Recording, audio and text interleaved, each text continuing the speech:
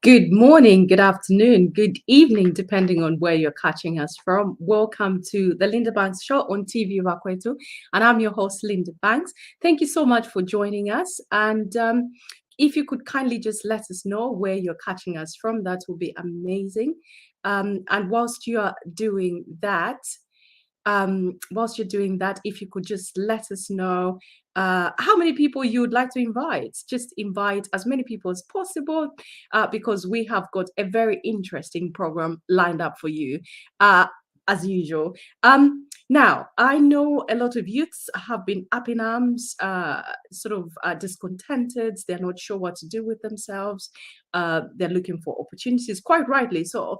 But tonight, I've got a prolific author, an activist, political activist, as well as a serial entrepreneur in the name of Joseph Kalimbwe. Now, Joseph has been giving a lot of African leaders sleepless nights. Some of you may know him from Twitter. I've heard so much about him from leaders across Africa, and he was recommended to us by a personal friend who is based in Australia, who actually happens to be Zimbabwean. So this is how much his activism has gone. Now, he has been making certain assertions about the political environment in Africa, particularly in Zambia. And we're going to hear all about him, where he hails from, how he got into politics, and what he's doing right now. I would like to introduce you, Joseph Kalimbwe, to TV Bakwetu. Joseph, welcome.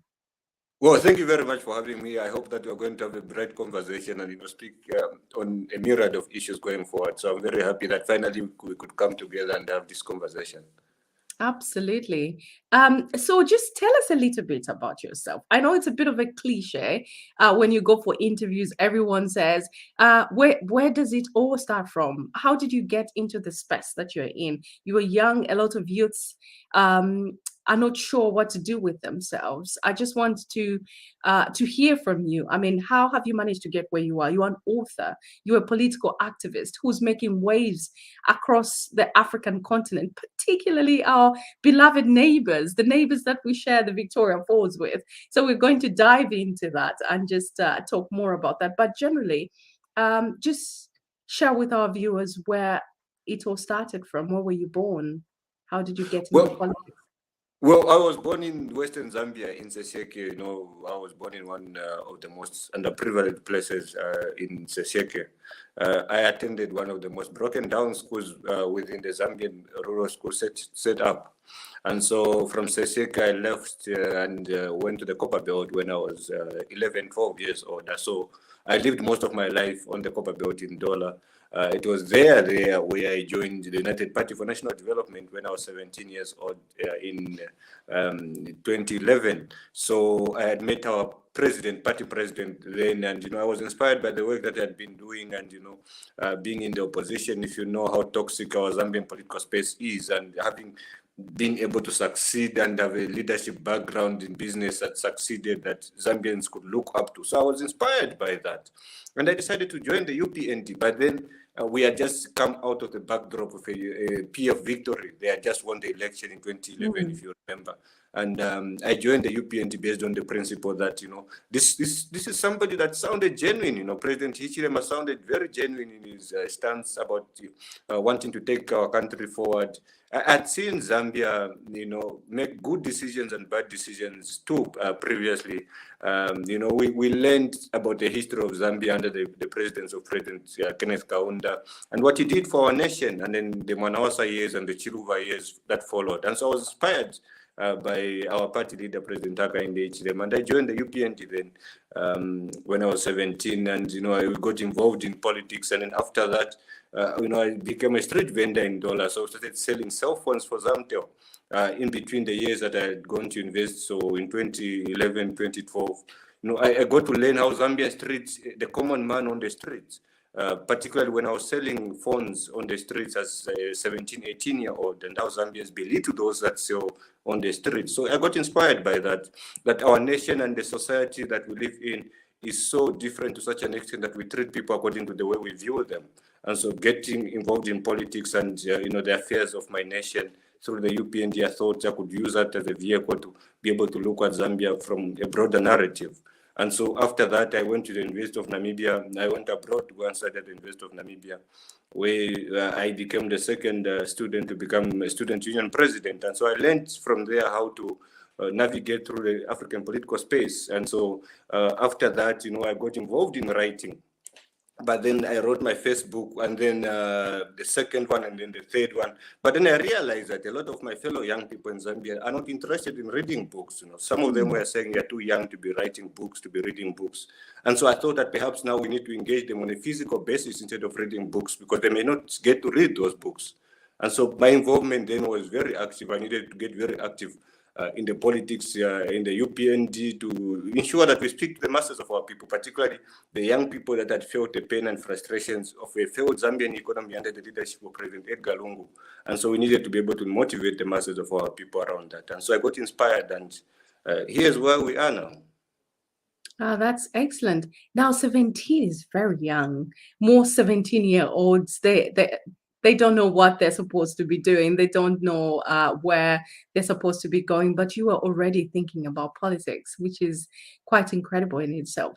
And you talk about how the youth are not very keen on reading. So perhaps you could consider audiobooks maybe, but it's really good that you've decided to engage them physically. Now, you have a great interest in African politics, especially Zimbabwean politics, particularly the politics relating to the ruling party and some opposition, well, some people who call themselves opposition party leaders, but in essence, they're more aligned to the ruling party, particularly Madam Linda Masariri. Now, what is it with you and Linda Masariri? Give us a bit of context. What's the history? Because you are obviously quite a prolific voice on Twitter as well as Facebook. You've got a verified page for a young person in Zambia. I think that is quite incredible.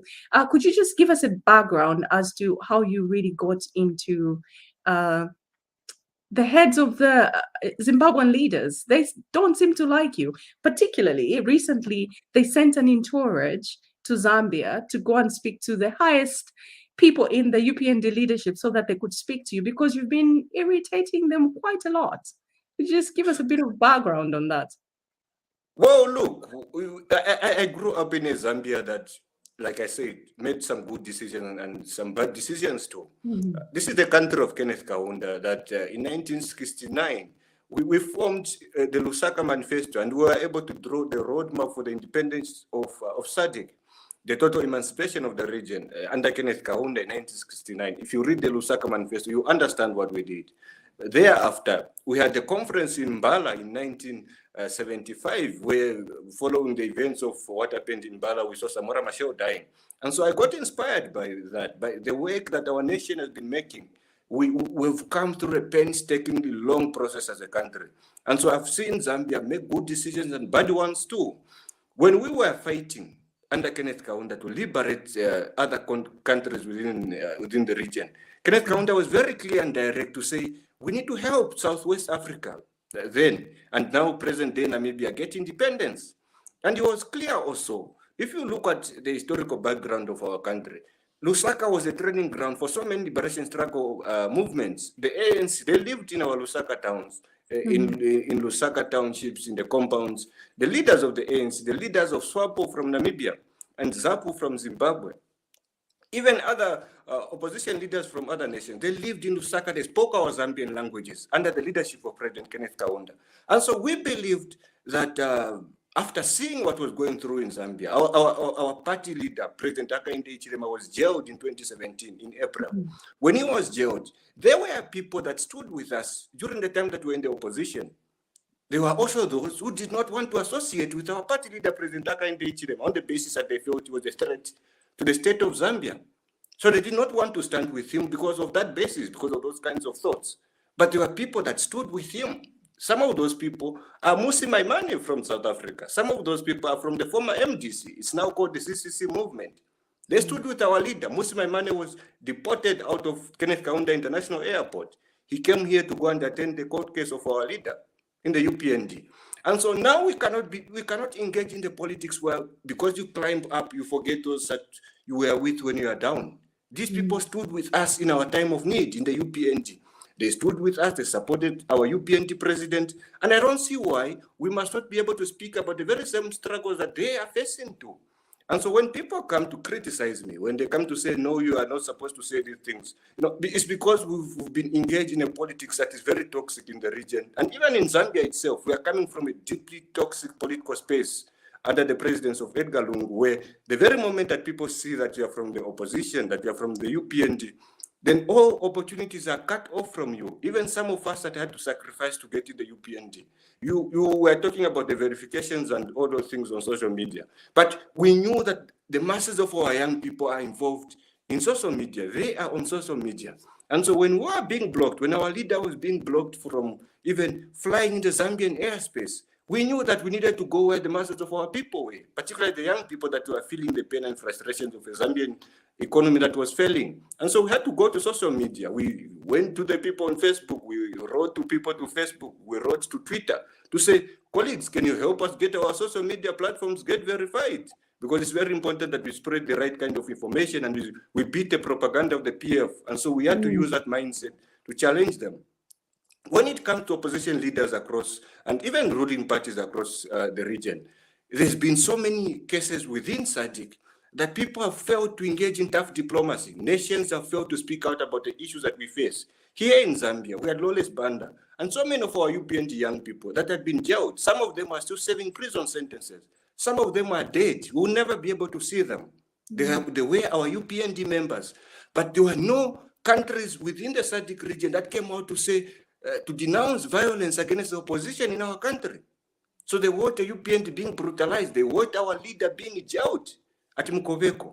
They did not speak out. And so now when we extend that favor to say, let's speak about the issues of oppression within the region, people come to fight me to say, no, you cannot speak about those things. You cannot want to support certain individuals, but those people supported our struggle. We cannot now turn the back just because now we're in the ruling party.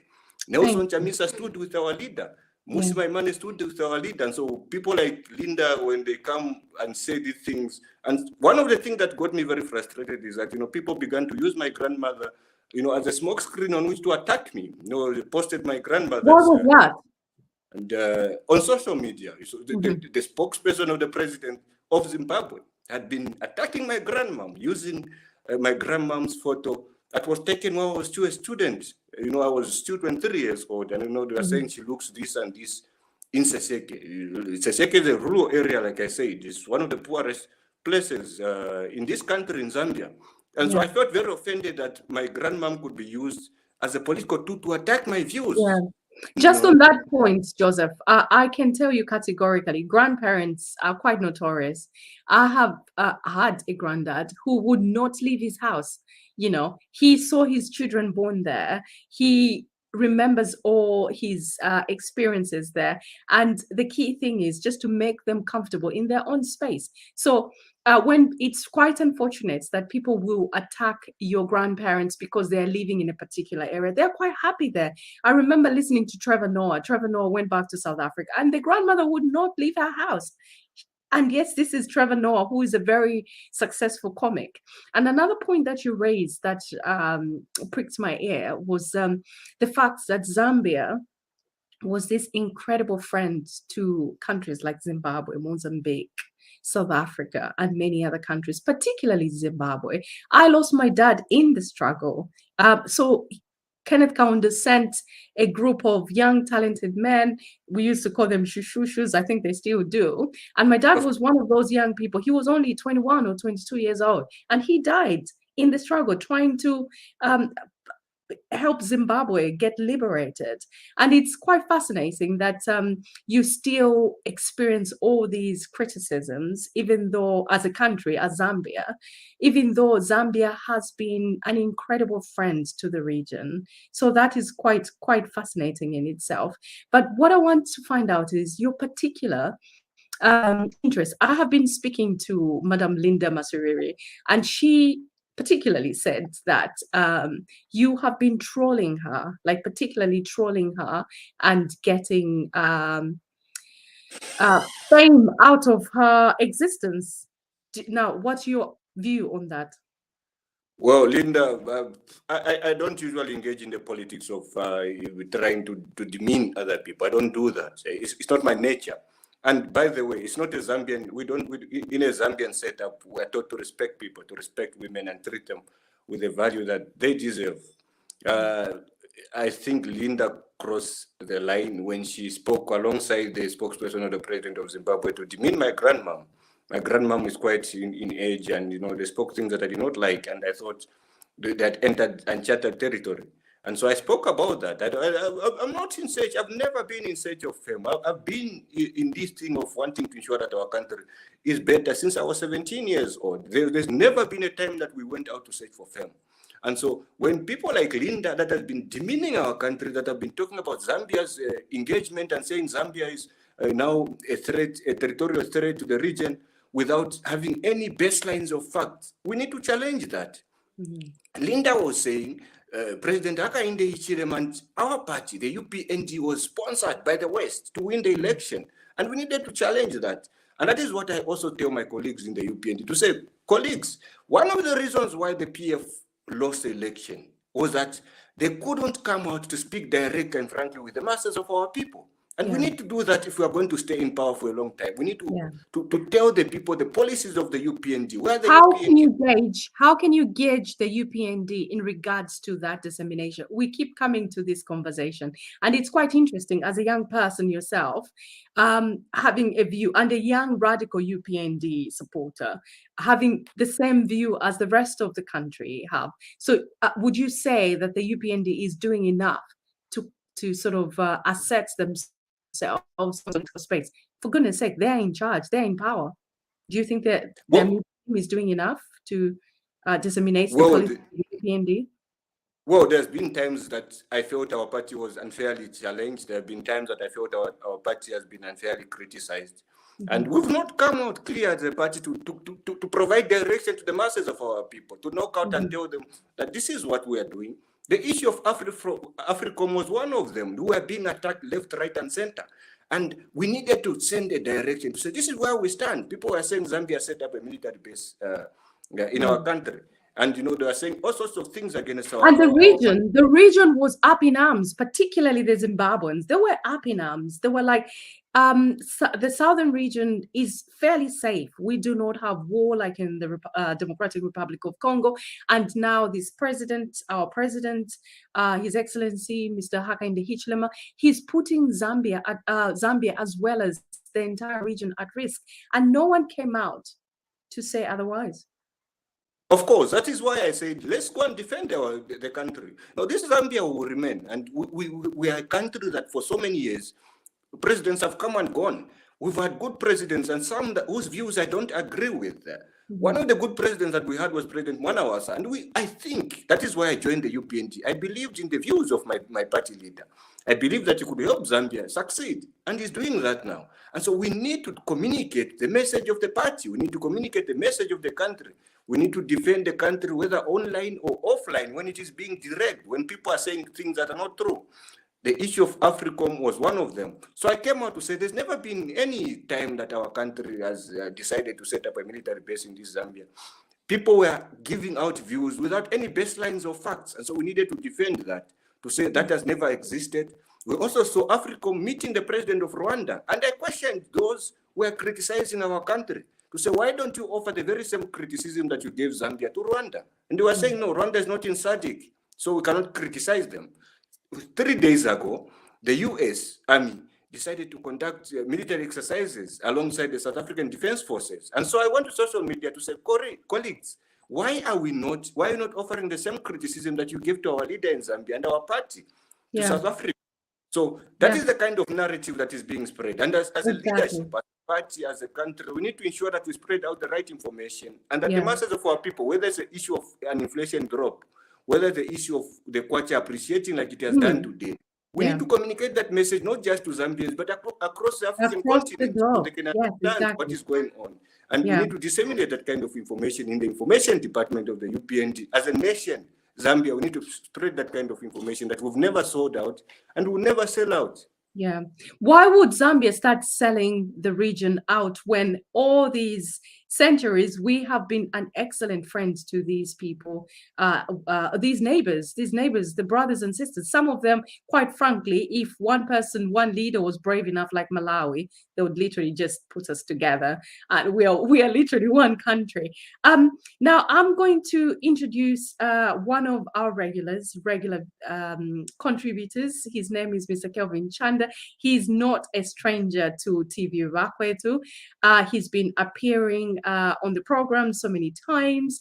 And Mr. Kelvin Chanda, he's going to be one of our regulars because he's got fresh ideas, bright ideas, and very progressive ideas. So I think it will be in the interest of Zambia that we hear more of him. And I would like to formally introduce him to TV Vakwetu as our regular contributors. Mr. Chanda, welcome to the program. Thank you, Linda. Thank you. How are you? How are you, Joseph? I'm all right, thank you. How are you? I'm doing great. Linda, you're doing good? I'm very well, thank you. Nice to see you. Absolutely, same here. Joseph, you know what? Let me say this. Let me applaud you for your tenacity, for your enlightened, approach to Zambian and African politics. Um, I give you kudos. At age 17, being an activist is almost unheard of. Martin Luther King became a civil rights activist at the age of 26. So yeah, you're doing the right thing. The one thing that you talked about was the youth of Zambia not responding to basically the challenges of today.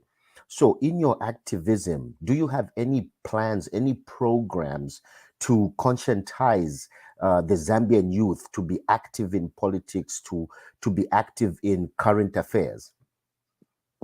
Well, look, Chanda, if you look at the history of our country and the politics that goes on, we're a nation where for so many years, young people have been involved in politics, but the only engagement that young people get into is that they're used as tools of violence. They just go into the stations and then they cause violence. They wear the gumboots and all that. They're not involved in the policy direction of our country in terms of where Zambia goes.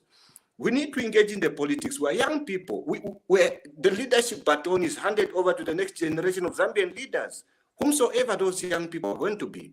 And so we need to ensure that we train those young people now, in their young age, to get involved and be interested in the affairs of the nation.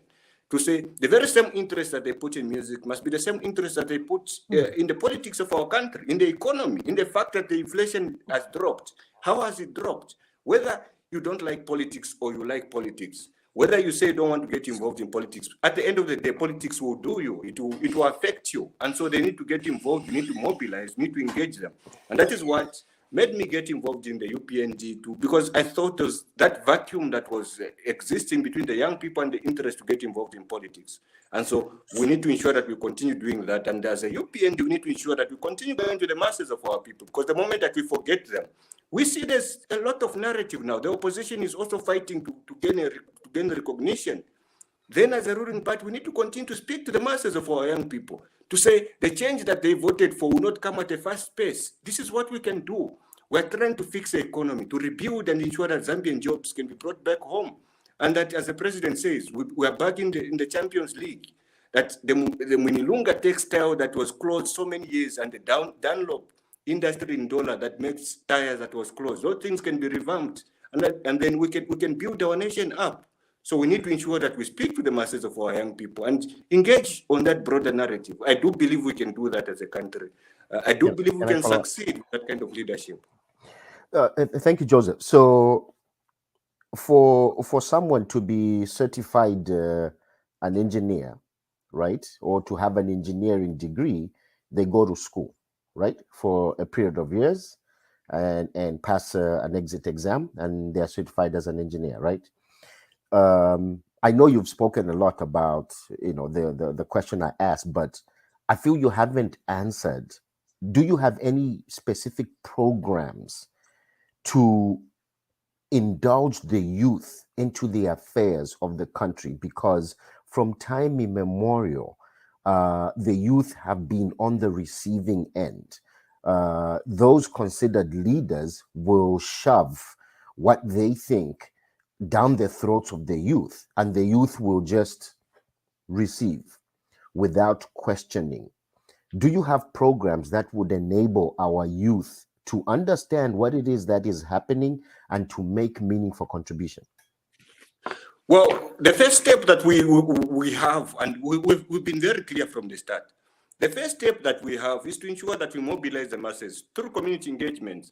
When we were campaigning in the UPND prior to the election in 2021, I had been sent and directed to go and mobilize the masses of our people, particularly in the rural areas.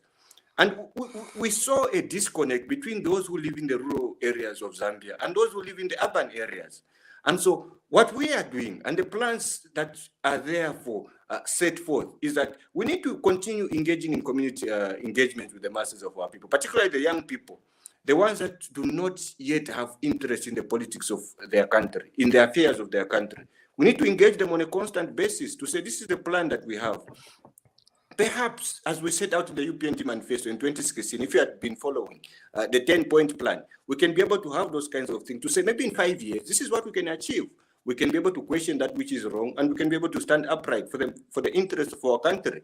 And as a Zambian national anthem states, that we could stand tall, free, and proud of the country that gave us birth. So we need to engage in those community engagements, have conversations with them, find a roadmap, draw clear roadmap of maps of how we think Zambia can move forward.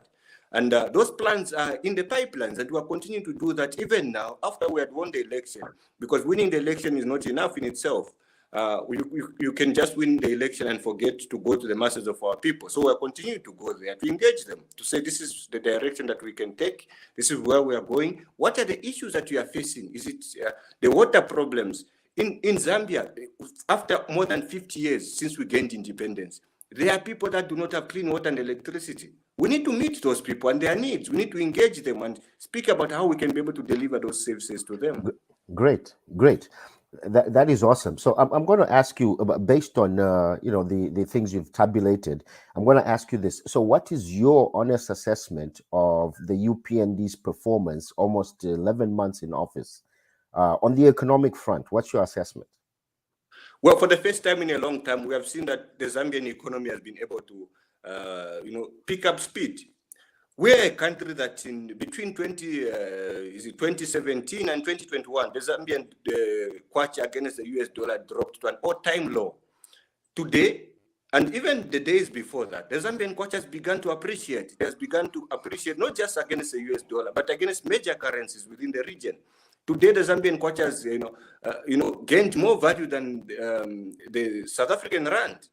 On the economic perspective, look, for so many years, we had seen instances where Zambians had been heavily dependent on copper. And if you had to look at our manifesto, we say it in the UPND manifesto, that we cannot be a nation that seeks to succeed if we continue to be heavily dependent on the copper raw materials that we have. We need to set out a clear and better direction that we can also engage in issues of agriculture. The economy has now begun to pick up speed. The Zambian inflation has dropped to a single digit for the first time since 2017. It's now on 9.7%. That is an economic perspective that we must be proud of. But in as much as those things are happening, we must also acknowledge the fact that there are still challenges. There are still the masses of our people that don't understand that the appreciation of the Zambian kwacha, that the drop of the inflation is affecting their lives. So they think the change that they voted for and the pace at which those kinds of things are happening in their lives is very slow. So we need to go there. And it's the same, like I said, we need to engage them to say, change is not going to arrive instantly, but these are the indicators of success. This is what we are doing. You are going to achieve those things. In as much as you complain about the cost of living being high, this is what we can do. We can engage them and let them know where we are going. So I do believe the UPND has been on the right track, but there have also been challenges that we need to confront. Thank you very much. You have talked about inflation rates dropping to single digits. How long, because you are in connection with the powers that be, youths are looking up to you, you're very influential, you have this very solid voice in the political sphere, and there's a youth out there thinking, Joseph is all set, he knows what's going on. So inflation, single digits, the kwacha has appreciated, and which is a big regret. I've been talking to a lot of people in diaspora. They're thinking, oh gosh, we should have been doing those projects. We should have been sending the money 2 months ago. But now it's becoming quite expensive, actually, to send money to relatives back home or to purchase anything because the kwacha has grown up, kwacha na yambokula, it's gaining. Of course. Yeah. Now, what do you say to a youth? You obviously have taken initiative to thrust yourself into the right space for you to survive. What can a youth in Zambia who has no connections, who does not belong to the UPND, remembering that this President Hakainde Hichilema, he's not only the president for the UPND youths, but the president for every Zambian youth? Well, look, if you look at the history of our country, and like I said, we're a nation where if you don't have any famous surname or if you don't have any connection, no matter how much education you have, you're not going to go anywhere. You need to be connected to somebody, to know somebody that knows somebody for you to get somewhere. That has just been the history of our country. And some of these things are so much deeply rooted in the Zambian mindset. So are you saying that youths who are not connected to anywhere, they should just lose hope, pack their bags and just... Of course, no. I'm not saying that. What I'm saying is that the history of our country, there's been instances where if you're not connected to somebody, the chances of success are very slight. They're very slim. Mm-hmm. But now under the UPND, what we are doing is that we need to ensure that what we have been promising the masses of our people in terms of free education, in terms of them gaining access to jobs, we have seen that for the first time in a long time, although that has not been actualized, for the first time in a long time, we have seen 41,000 jobs being created. And so the young people that are still hoping for that kind of success, the young people that are still longing to have a better Zambia, here is the message that I have for you. Go out and try to set up a business, because we cannot anticipate that government must create employment for every single one of us. But we can also now begin to actualize these things that have been done by the leadership, by the UPND, by my political party, by the CDF. How do you apply it to get into the communities and the committees that have been set up in each constituency? How do you ensure that you set up your own small businesses and to thrive on those small businesses? How can you apply for a bank loan? And the soft loans that the banks now have been able to get from our UPND manifesto, those kinds of policies. I think it is very important that the masses of our young people can be able to tap into that. And going forward, I do believe that those opportunities will be available to everyone, including myself. Okay. I'm hoping it will be soon, because no one is giving us the time frame when that will happen. Young people are getting really distressed about the time frame. You can only hold on for so much. I know that things are happening in the background, but the people that are making those decisions should be able to eloquently and simply explain when these things are going to come into play. Now, I want to talk to you about something that you are involved in. Just a few minutes before we came live, I got a notification about this meeting or conference that is taking place, and you are one of the young Africans who are taking part. Young Africans versus authoritarian kind of culture, like an authoritarian future. So Africa, we talked about how Africa has no shortage of youth activists who are fighting for freedom and justice, and you're one of those. Could you just explain to us what that is about? Well, look, in many instances, the reasons why I think it is important that young people must get involved beyond the involvement of activism and get involved in actual politics or party politics of how they can be able to be tapped into leadership positions is because young people must learn. It must be a generational kind of thing. We must learn from our elders. And elders too. Elders must not make the mistake of thinking young people are too young to provide better ideas. They too can learn from us. So it must be that generational connection where we learn from them, they learn from us. In terms of the conversation that we're going to have, look, if you look at the entire African continent, we just came from defeating Edgar Lungu, a leadership and a president that I thought was not driving our country in the right direction.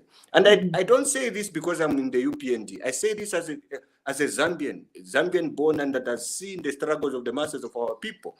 Those kinds of oppression that was going on in Zambia, it is very minimal to what happens in other nations across the African continent. And so I did believe then, and I still believe now, that in as much as we are being oppressed, the former president was but a student of oppression. He was still learning. There are people that are being oppressed, where the freedom to speak the truth is not available to everyone. It's the same as what was happening when people came into Lusaka to come and complain, to say, no, the UPND must do this and this. No, this one is talking about this. We are complaining about me that we're not talking about certain ways. But I was barely defending our country. I was barely defending the leadership and the direction that our country must take. So authoritarian regimes are existing within the African continent, whether those regimes are in Uganda or down south, across the river. Those things must have conversations of how we can be able to help each other as Africans and how we can succeed going forward. Who's taking part in this conversation, and what do you hope to come out of this? Well, my main hope is that Africans, particularly young Africans, beyond Zambia, we must first read to understand what goes on. And that is what we appreciate from our leader, our party president, and now the Republican president, that we must read the politics and understand it beyond the Zambian scope. The young people, some of them are from Zimbabwe, some of them are from South Africa.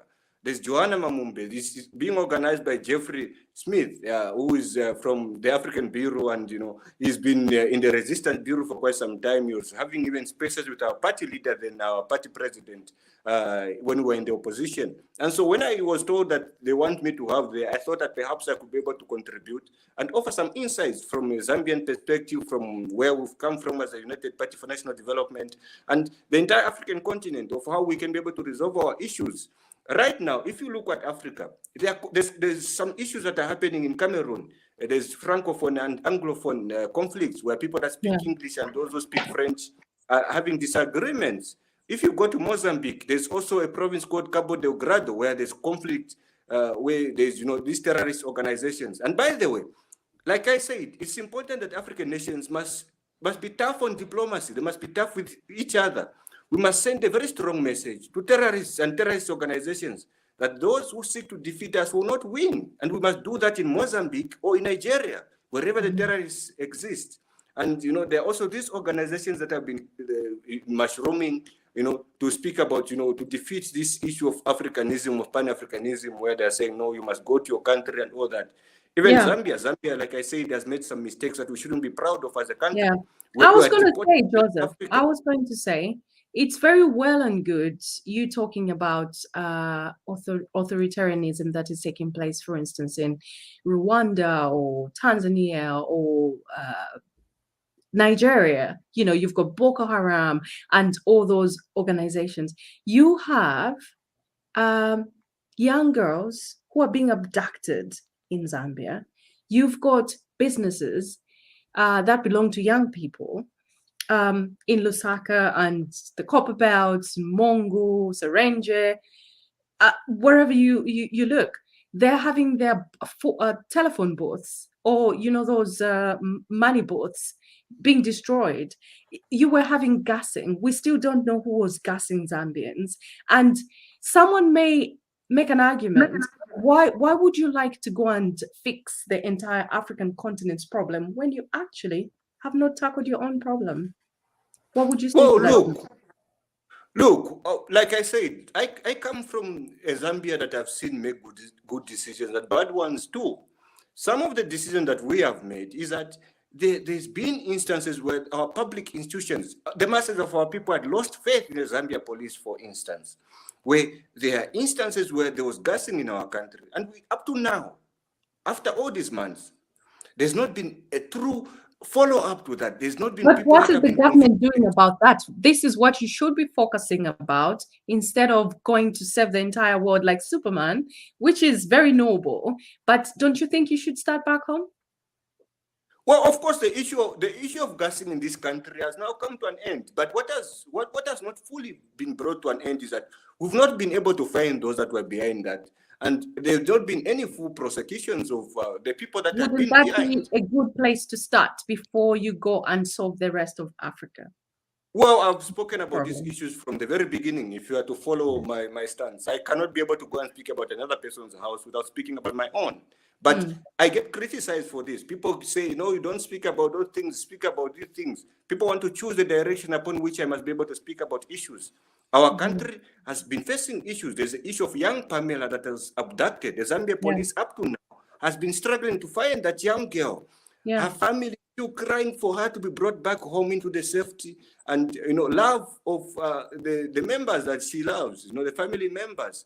That is something that we need to fix. But like I said, the public institutions of our country and those who wear the uniform of our country, whether it's the soldiers or it's the Zambia police, they must do that with an exemplary job, whether it's the teachers. But also, we must be clear to say, those that are in the public institution, they must be encouraged. They must be encouraged to carry out their job. The Zambia police, the soldiers, the Zambia army, and the teachers who teach our kids in our Zambian schools. We must encourage them that by giving them a better job, by giving them a better pay, because a country that every single year we celebrate Teachers' Day, but we don't reward the teachers for their greatness with a better pay. They are still relying on loans, getting soft loans each and every time. When they want to buy something, they have to go to a loan.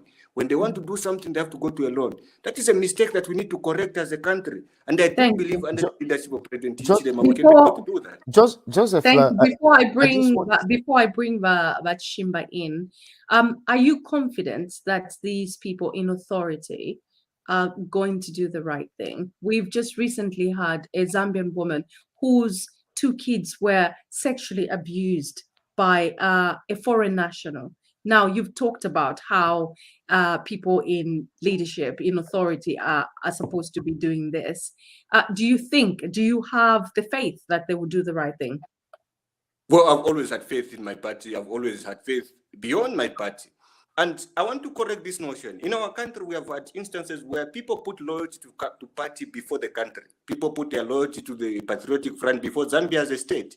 They put loyalty to the UPND before Zambia as a nation. That is one of the mistakes of our Zambian politics. That is how toxic our country has become. We need to put our patriotism to the nation first. I'm confident. I've got faith, nothing but faith in me, that we can be able to resolve those issues.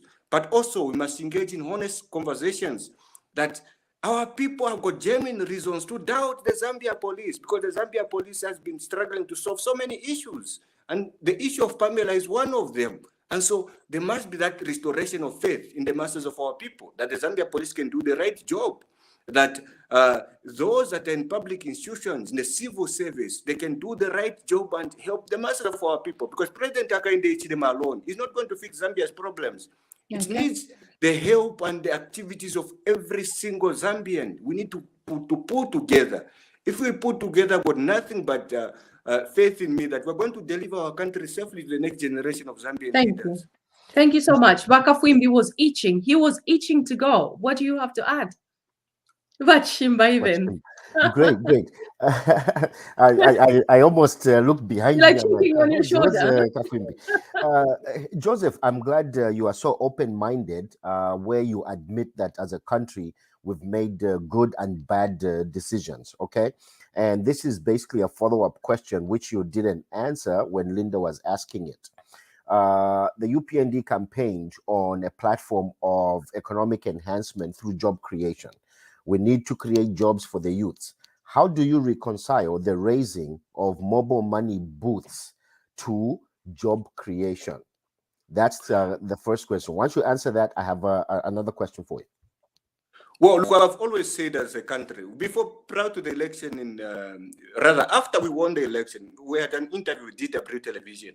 And I was saying, as a country, we cannot always look at the booth as the business through which the young people must get involved in. We are thinking on a very low level if we concentrate on that. Because those things, they bring in a very low income to the masses of our people. Joseph, sorry to stop you. In every economy worldwide, there are different spheres of economic activity. Okay, we cannot belittle mobile money booth operators. We cannot belittle them because that very little is sustaining them. My question is, how do you reconcile the policy to create youth employment against raising down mobile money booths? Well, I did not belittle them, first of all. I did not belittle them. I think it's something that is happening in our country, that something that we must appreciate. And it's not a thought. It's something that is happening, we must appreciate. But how do I reconcile that? Look, there's going to be the AU summit in our country in the next few days. And what has been happening is that we have been seeing in mobile money booths being taken down within the streets of Lusaka.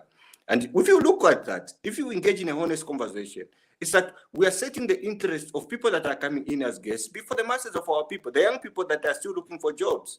And so I think it is important that we must also give the masses of our people, particularly the young people that for so many years had felt the frustrations and the pain of a failed Zambian economy, that they could succeed beyond money booths and beyond doing the issues of mobile money. And I think it is important that as a country, we must be able to provide those things. That is why in the UPND manifesto, we had clearly outlined that we must provide soft loans. People must go to the banks and apply for loans, and those banks must be able to provide the loans to the masses of our people, so that employment is created beyond the government industry, beyond people waiting for government to give them jobs. Even small businesses could be able to create those business openings where employment is created by young people that open up this business. So I take it you're agreeing with probably the majority of Zambians that it was a wrong move, right, to raise those mobile. But I won't belabor that point. You also talked about the creation of 41,000 jobs, and I'm assuming this is 30,000 jobs for teachers and 11,000 for health workers, right? This process has been going on for a long time. You're probably not the right person to address the pitfalls of, you know, why this process is taking too long. But as a youth activist, right, and we obviously have, you know, teachers waiting to be deployed, or teachers who have applied to be deployed, waiting anxiously. What's your feeling towards this process taking so long, and what do you think are the bottlenecks? This is a follow-up to when Linda talked about many youths are becoming agitated. They don't know what is going on. Well, if you look at what has been happening, I like to engage in honest conversations. And one of the things is that this process of the employment of teachers, this process of the employment of healthcare workers, the 11,000 healthcare workers, they had applied, and, you know, there's been circulars released to say, you know, the list is going to come out on such and such a time. But I understand. I'm not in the government to be able to give the views of government. I don't think it would be wisdom of me to be able to air a view or to express a view on that. But I understand that there are still processes, there are still steps that are being taken by those that have been deployed from the party to the government to speak on behalf of the government. They are airing views to say this process is still going on. We are still trying to ensure that we verify the thing, whether it is with the teaching commission, whether it is the national health care system. They are still doing that. And I do believe that at the end of the day, it is going to come to fruition. The masses of our people will be employed as promised during the budget by our finance minister, Dr. Stumbeko Musokotwane. So I've got no doubt. But there's been a delay that we must acknowledge. Yeah. Okay. Thank you so much Just a quick follow-up to that, Linda, if I may. Do you think it's been the right approach to take this process to the district level?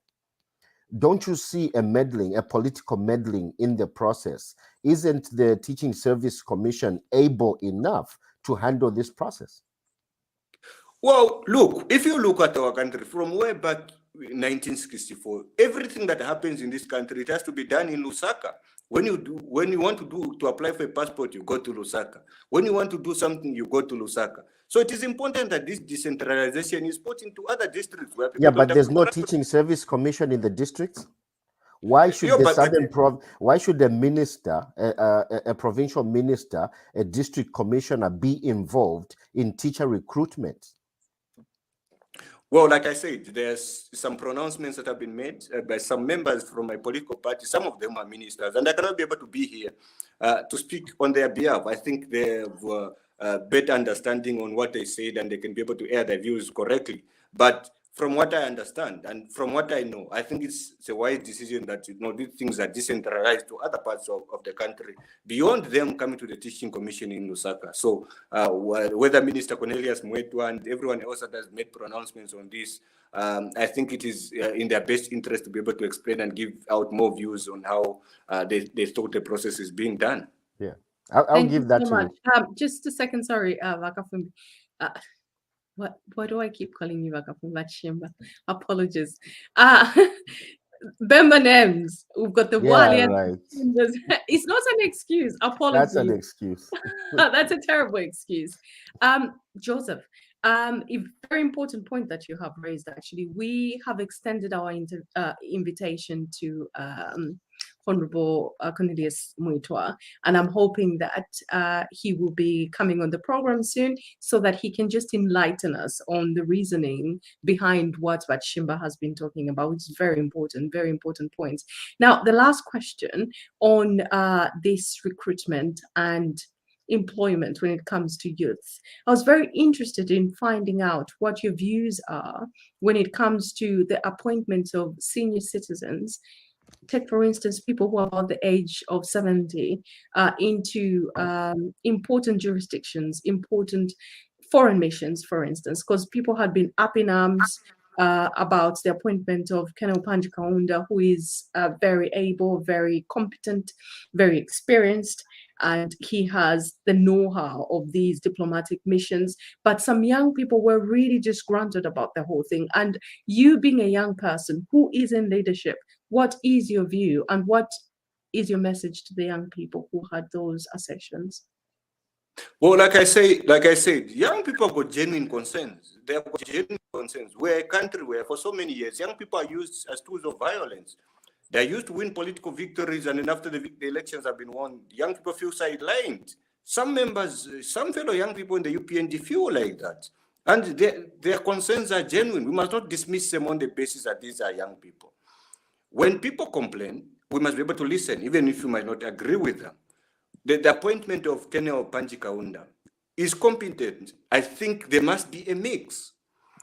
There must be a mix between young people and older people. Young people that can also bring better ideas, whether those young people are in the UPND or not. Because at the end of the day, it's Zambians first. They don't need to belong to the party. They don't need to be like me that sympathizes that has been in the party for 13 years.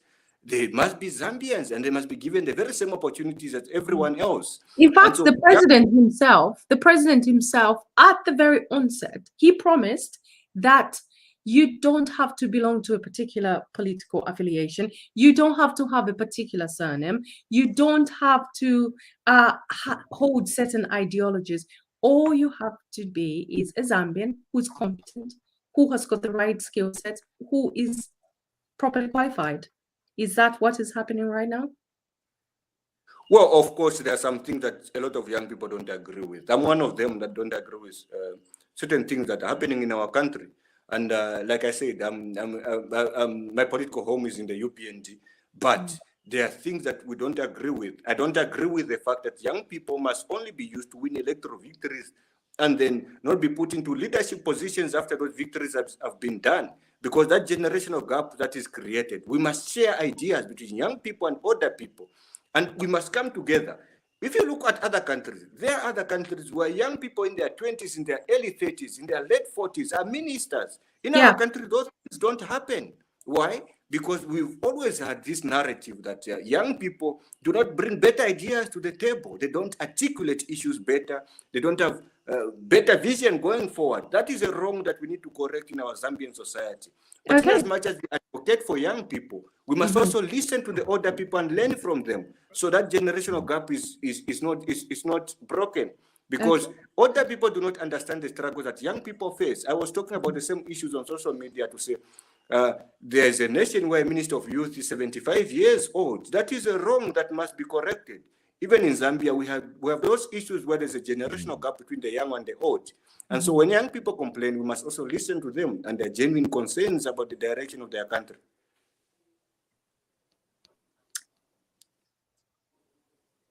Okay, thank you so much.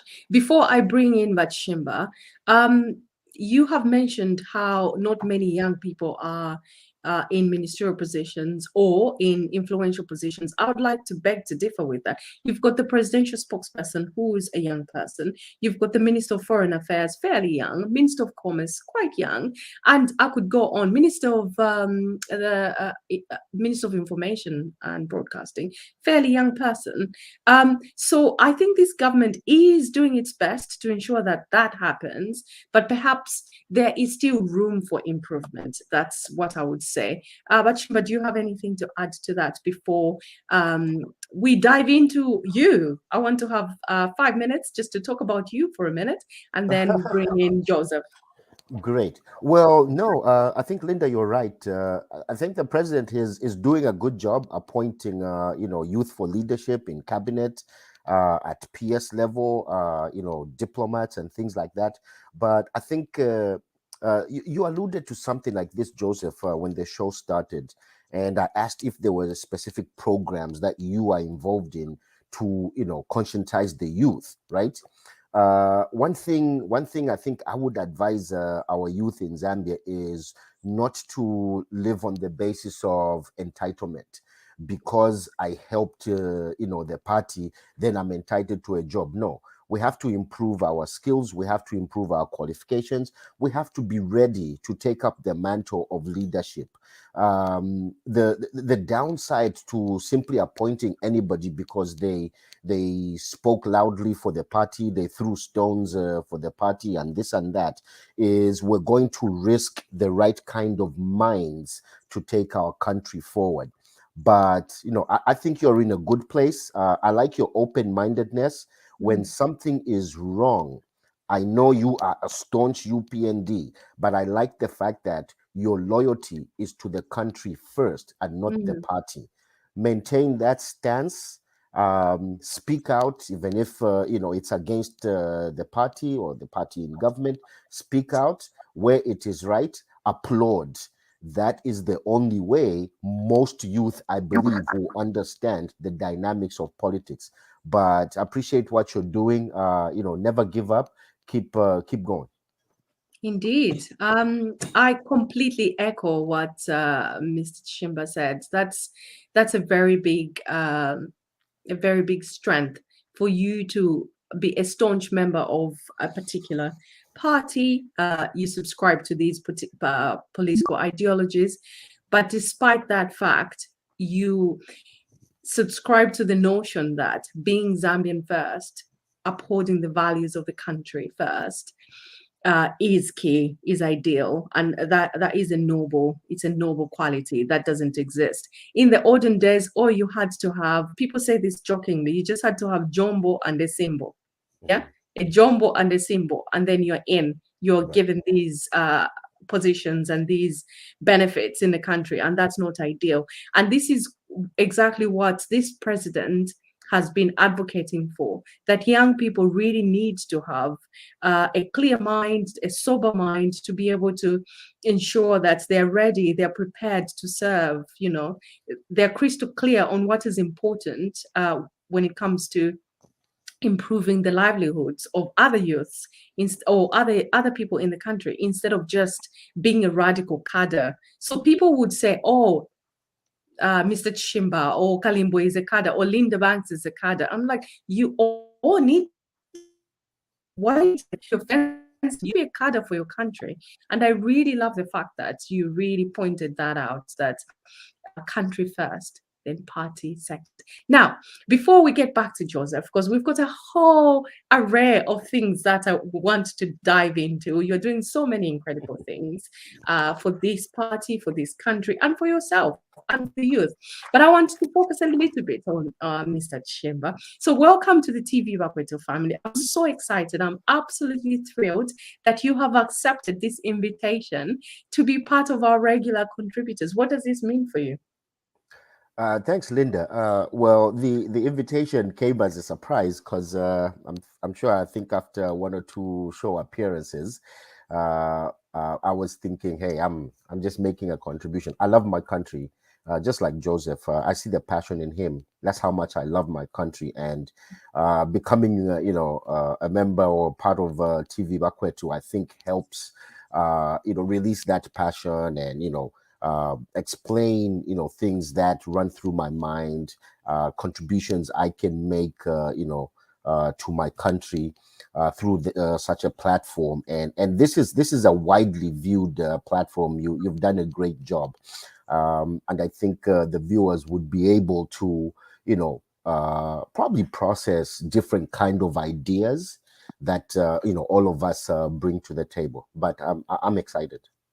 Good. We're terribly excited as well. Now, what are your passions? Just talk us through things that you are particularly passionate about. I know the things that you're passionate about, hence the invitation, but the viewers are not very conversant, especially those who haven't come across you. But this is not your first time in the media space. You have been doing this for quite a while.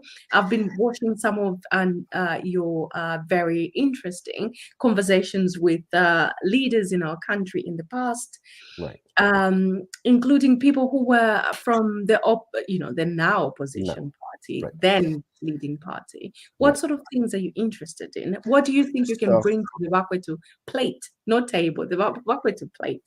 Great. So my biggest passion is Zambia. because it hurts me to see some things still remain where they are almost 58 years after independence. It doesn't make sense. Kids learning, in ramshackle structures, it hurts. People not having access to clean water, it hurts. So that's my first passion. My second passion is politics, obviously. I'll give you a brief history. When the MMD started, I was actually a ward vice chairman of the MMD.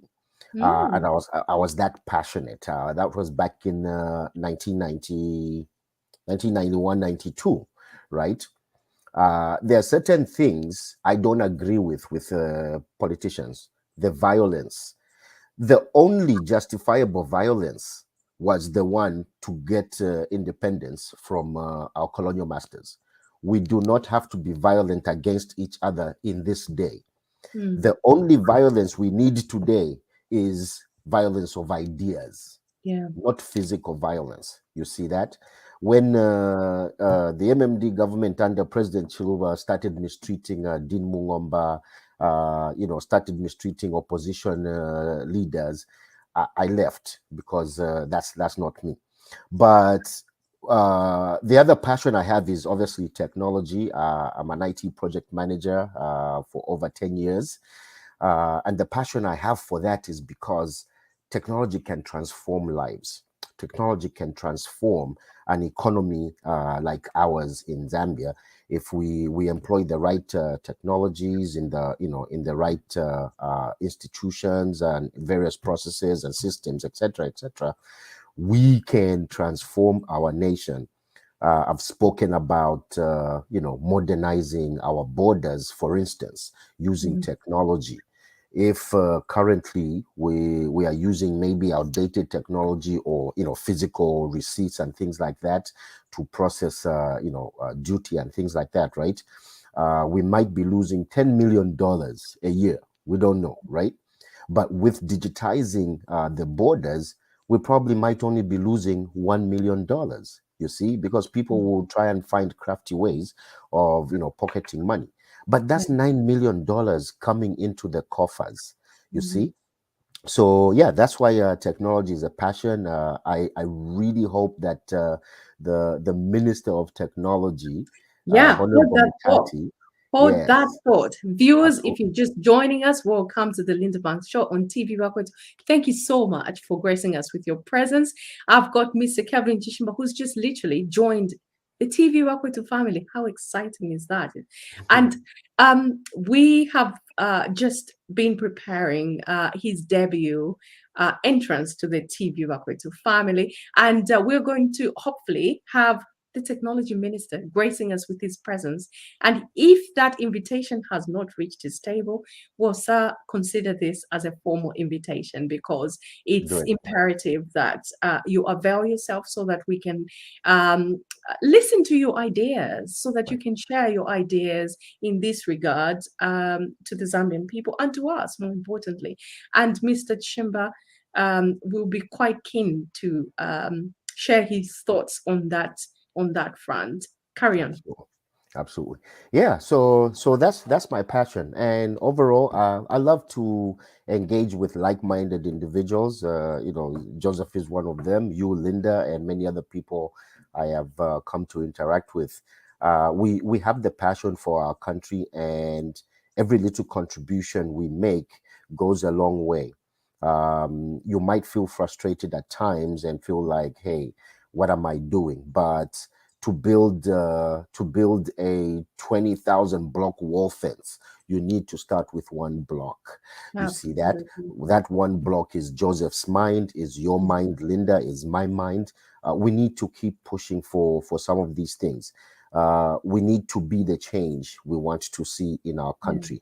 We have come a long way. We were stifled, politically and in terms of freedom of speech, association for 27 years under Kenneth Kaunda.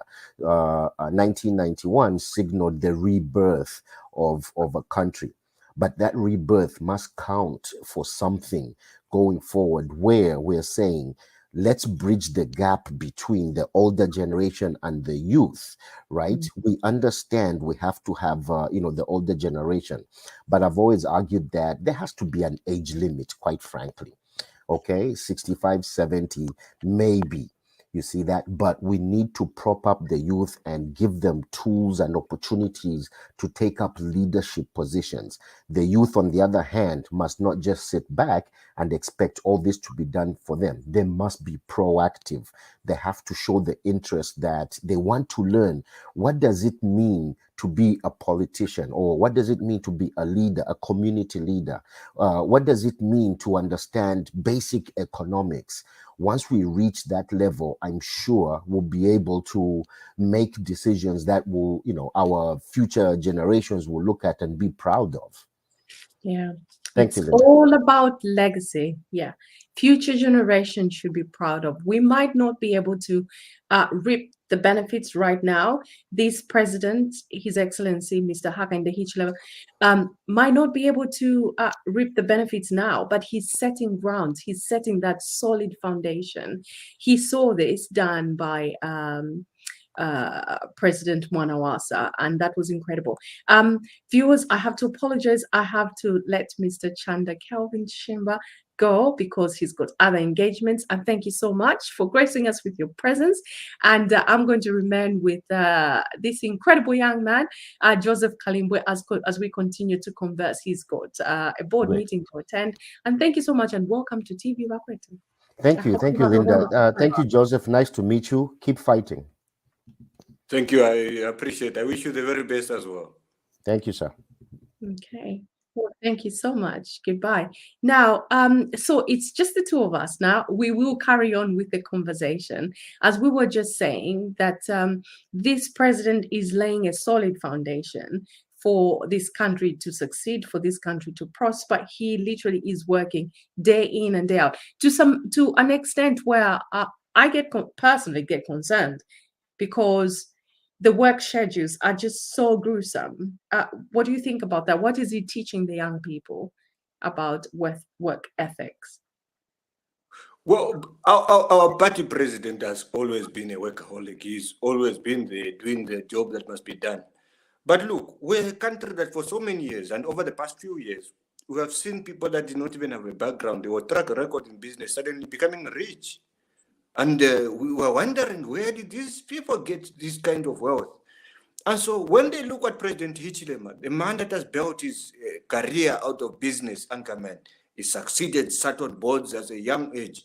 I'm almost now entering into my 30s. I'm going into my 30s almost like in months to come.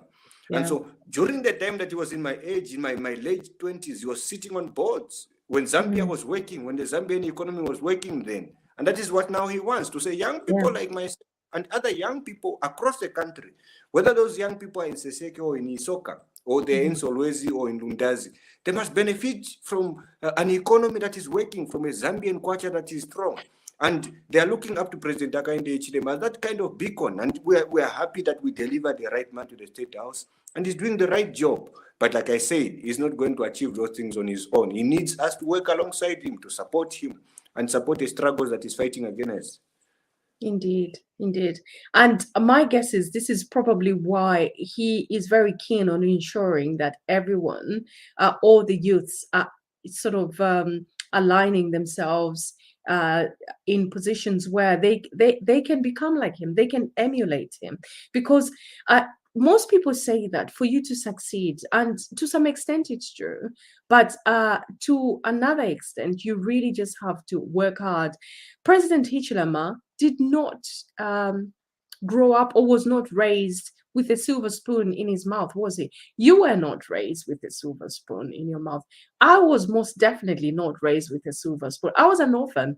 You grow up 11 years old only to find that you actually don't, the people you live with, they're not your real parents. They're not the father you call father is not your father. So none of us were raised with a silver spoon in our mouths. But it's a case of tenacity, working hard, and having that moral compass and integrity, and just having that can-do attitude, isn't it?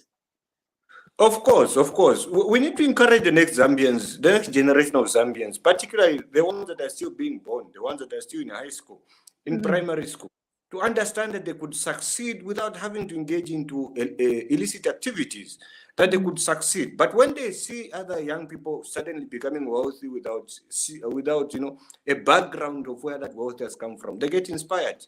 But it has to be a learning process, and we cannot expect a government alone to teach those. Parents, Zambian parents, they must teach our young people in their homes. We must inspire the next generation of Zambians from home. Charity must begin from home, in the Zambian communities, in the compounds.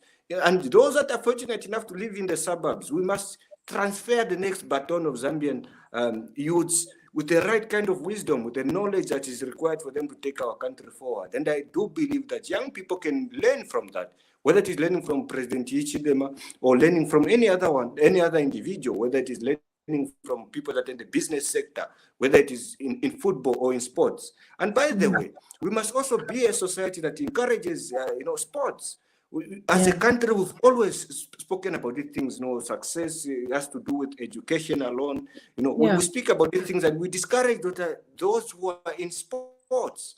We say you can't succeed in sports. This is a wrong that we need to correct, because there are so many talents that have been killed by forcing people that do not have interest to go into the academia, into education. When you see that somebody has got interest in football, you force them to go to school and they drop out at the end of the day. After they drop out, then their career is also messed up.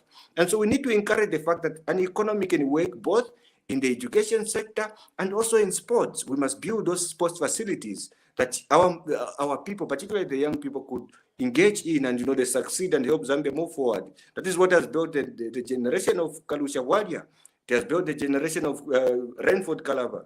And we need to do that, encourage sports, encourage the masses of our young people to be out of these things of using drugs, of using lean, the thing that they call in Zambia benlean, where they drink, they put some sort of like chemicals into their drinks. Yeah. And then but they're doing that because some of them, because they're desperate. They're in a dire situation. There's nothing else to do. So they have all this free time and with nowhere to go. They're in desperate conditions. But when they see young people like yourself, who was not born with a silver spoon in their mouth, who did not have masses of money behind them, so to speak, you just pushed yourself and asserted yourself and trained yourself to be in this space that you're in. Another important point that you just raised is the fact that we have to value talent. And this president has been talking about skills development. And I remember the very first time I had an encounter with him here in London, my key points that I raised with him was the fact that it's very important that skills development projects are enhanced, because it's not everyone who's academically able. Some people are very talented musically. Some people are brilliant with their hands. They can make bricks. You give them a bag of cement and sand and you think, how in God's name did you come up with this? So they're very talented in other ways. It's not just parents encouraging their children, in as good as this is important to encourage your children to get into law, medicine, and all that sort of stuff. But it's not every child that has got that academic acumen to thrive in that environment. So I think this is where it will be quite interesting as this president sorts out the economy and the kwacha is appreciating, inflation rates are going low, and things are getting better, and hopefully employment will sort of thrive, businesses will start thriving, and skills institutions are going to mushroom literally everywhere, so that the young people who are not in formal employment or education can tap into this. Of course. Look, like I said, I was born in Sesheke. I was unfortunate to see my mom die when I was too very young. I think I was 10, 11 years old. Really? And so when I migrated onto the Copper Belt, I saw a different kind of Zambia, because what I was used of in Western Zambia, in Sesheke and all that, it was completely different from what I saw when I was 11, when I arrived in Dola. It's kind of, it's a city, you see these kinds of completely different things. Yeah. But it's that kind of, a change in life that made me look at things differently. That had I not focused in education, I don't think, I would have even been able to go all the way up to university and to even understand the things. But then we cannot discredit those that have got talent in other stuff, whether it is in football, whether it is in netball, whether it is in swimming. We need to encourage Zambians from all walks of life and, let them know that they are part of this country and that they can contribute to the economy of Zambia and that they can help us rebuild as a nation. And I do think with President Hakainde Hichilema, this is the right time that we could rebuild. We can have a president that no longer looks at the struggles and the problems of our people from the window of a private jet, but is right here on the ground, going to the ground to speak to the masses of our people, to let them understand that we are going to confront their struggles together. And we are very happy with the job that he's doing, because we were coming from a very toxic environment, like I said, where there were private jets that were being used, that were being bought, while the masses of our people were struggling. And now we have a president that is on the ground, that is talking to our people and encouraging them and giving them hope. And we are happy with that. Thank you so much. Well, you eloquently summed it up. We no longer have a president who is looking at his people from the window sides of a private jet, and that is really important. Thank you so much. What is your last message to your youth? The youth in this country? Thank you very much. First of all, Linda, thank you very much for having me. I want to send the last message to say there's been a lot of people that think I'm controversial in my statements. I have nothing. There's nothing controversial in what I say. I think Zambia is a nation that could succeed, and I do believe that now under the presidency of President Hakainde Hichilema, and I'm very happy that we have been fighting 23 years in the opposition, and now that we're in the ruling party, we can rebuild, and we can also engage in tough diplomacy. That as a nation, Zambia, we must only extend the hand of friendship to those who respect basic human rights, to those who respect the will of their people. And that is what has been happening, that our president, and even before that, under the presidency of President Levi Patrick Manawasa, we were tough, and we need to continue to engage in that kind of tough diplomacy. Where we tell those that violate the human rights of their people that they are not our friends, and that we only become friends with those that respect basic human rights. And also, the young people that are also, feeling that, the change that they voted for has not yet arrived. Look, it's difficult to be able to build something that was destroyed in 7 years within a short period of time. It's going to take a painstakingly long process. The president, whether it is the Ministry of Finance, whether it is the Minister of Commerce, they are still doing their level best. And those of us that are in the UPND, those of us that are young, will continue to engage with you. And not that because we're benefiting, but that because we're fellow Zambian citizens, and that we can be able to rebuild together as a nation and fix that which has been broken in our country. We could fix Zambian schools that are broken down. We could fix the healthcare system. We could fix and ensure that our people can have faith and inspiration in the public service. That, these public service institutions that, when you go to look for services, they are closed and then they don't come on time. We could fix that and help Zambia move forward as it is stated in our national anthem. One Zambia, one nation. I do believe we can do that. Indeed. Thank you so much. One Zambia, one nation, indeed. And you have to be part of that change that you're looking for. You can't look to the left, you can't look to the right, you can't look at this president. His role, this government's role, is to create that enabling environment, that conducive environment, that fertile environment to ensure that business thrives, to ensure that there's finances, there's funds that are decentralized, that are coming into your very local communities so that you can access them. But the main thing is for you to look in the mirror and roll up your sleeves and say, we can do this. We're going to fix this country. We have been so blessed to have a president that is willing, that is able, that is capable.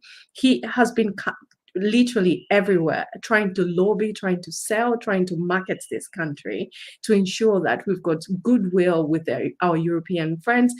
Just take a close look at what has been happening in Britain. We have lost our prime minister because the country, the people, his fellow members of parliament felt that there was integrity missing. This is how critical integrity is when it comes to leadership. And finally, My golly, finally, Zambia has got a leader with integrity, and we should not screw this up. I'm sorry to use that word. As a people, we should not screw this up. Let's hold hands, one Zambia, one nation, as Joseph said. We need to hold hands, partner up. I know the opposition are quite keen to literally frustrate their ideas because it's a normal thing to do, but please don't do that because those are odd politics. I know deep down your heart, Ambassador Mwamba, you love Zambia, the Tayalis of this world, the Mwishos, Lusambo, you love this country. I know for a fact you absolutely love this country. This is why you got into politics. Please do not frustrate the efforts of this president. Let's partner up. Of course, offer checks and balances. That is really important. I mean, us at Bakwetu, we are the most harshest critics of this president. Even though we're rooting for him to succeed, we are the harshest critics of the ministers that work under this president. But that does not mean that we're not rooting for them. We are harsh in our criticism because we want them to succeed. We are objective. We try to be objective because we want them to ensure that they deliver their campaign promises. Like Joseph said at the beginning, our primary priority is to Zambia. God has stopped creating countries. There will never be another Zambia. This is it. This is a final curtain call. So it's really important that we all partner up, hold our hands together, and ensure that we help this president succeed and give him criticism when there is need, not just for the sake of giving criticism. Well, you have been watching the Linda Banks show on TV Bakwetu, and I have been joined by Joseph Kalimbwe, who's an incredible youth, and I have a feeling you'll be seeing a lot more of him because I quite personally, if you don't, I quite personally would like to see and hear more of his views, and especially with what he's involved in when it comes to politics on the African continent and just into the politics in the Southern Hemisphere. I think it will be quite interesting to see how he can implement the things that he's learning, the things that he's assimilating into Zambian politics. And the future is terribly exciting. If you're not excited, well, us at TV Bakwetu are terribly excited. This has been the Linda Banks Show on TV Bakwetu. Good night, God bless you, and God bless our country.